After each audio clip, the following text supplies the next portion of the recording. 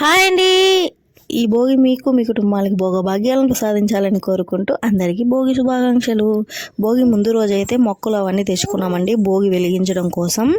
అయితే నైట్ బయటే వేసేసామన్నమాట మొక్కలు. మార్నింగ్ 4 o'clock వర్షం వచ్చింది, మేము చూసుకోలేదు, తడిచిపోయాయి మొక్కలు. 5:30కి అలా లేచి చూస్తే మొత్తం తడిచిపోయినాయి. అప్పటికే మా పక్కింటి వాళ్ళు ఎదురింటి వాళ్ళందరూ వేసేస్తున్నారు భోగి. ఇంక మా మొక్కలు తడిచిపోయాయి కదా, ఎంతకీ మండడం లేదు.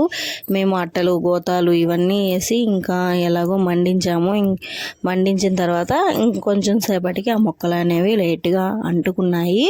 మేము ఈ భోగిలోనే నీళ్లు అనేది కాసుకుంటామండి, అది స్నానం కోసం. నీళ్లు పెట్టి ఆ భోగి మంటల్లోనే వేడెక్కిన తర్వాత స్నానం అనేది చేసుకుంటాం అందరం. మేము ఈ భోగి మంటల్లో ఈ కర్రలు ఇలాంటివి తప్ప ఇంకేం వాడమన్నమాట. అంటే వెయ్యము. చాలామంది చీపుర్లు, పాత వస్తువులు, బట్టలు అవన్నీ వేస్తూ ఉంటారు, కానీ వేయకూడదంట. నేను చిన్నప్పుడు మా అమ్మ వాళ్ళు వేసేవాళ్ళు. ఈ సైడ్ ఇక్కడ పెళ్ళైన తర్వాత ఈ సైడ్ ఏమంటే అదంతా వేయకూడదు, తప్పు అంటున్నారు. మరి మీ సైడ్ ఎలా భోగి వేస్తారు, ఎలాంటి వస్తువులు అనేది భోగిలో వేస్తారు అనేది నాకైతే కామెంట్ చేయండి. అయితే ఈరోజు ఇంకా తలస్నానాలు, నువ్వుల నూనె అంటుకొని తలస్నానాలు చేస్తాం కదా.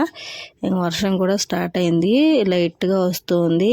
ఇంకెక్కడలేండి, నిదానంగా స్నానం ఎప్పటికో చేసుకోవాలి. ఇంకా ఈరోజు మండే ప్లస్ పౌర్ణమి. గుడికి వెళ్ళే వాళ్ళు ఎంతమంది ఉన్నారు? మేమైతే ఈరోజు ఈవినింగ్ గుడికి వెళ్ళాలనుకుంటున్నాం. అలాగే మా పాపలిద్దరికీ భోగిపళ్ళు అనేది పోయాలి.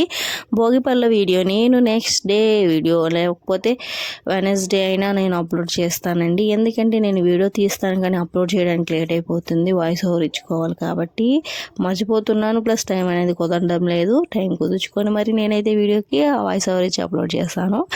ఈరోజు మాత్రం భోగి శుభాకాంక్షలు చెప్పాలి కాబట్టి వీడియో తీసి అప్లోడ్ చేస్తున్నాను. అంతే వీడియో. Bye bye.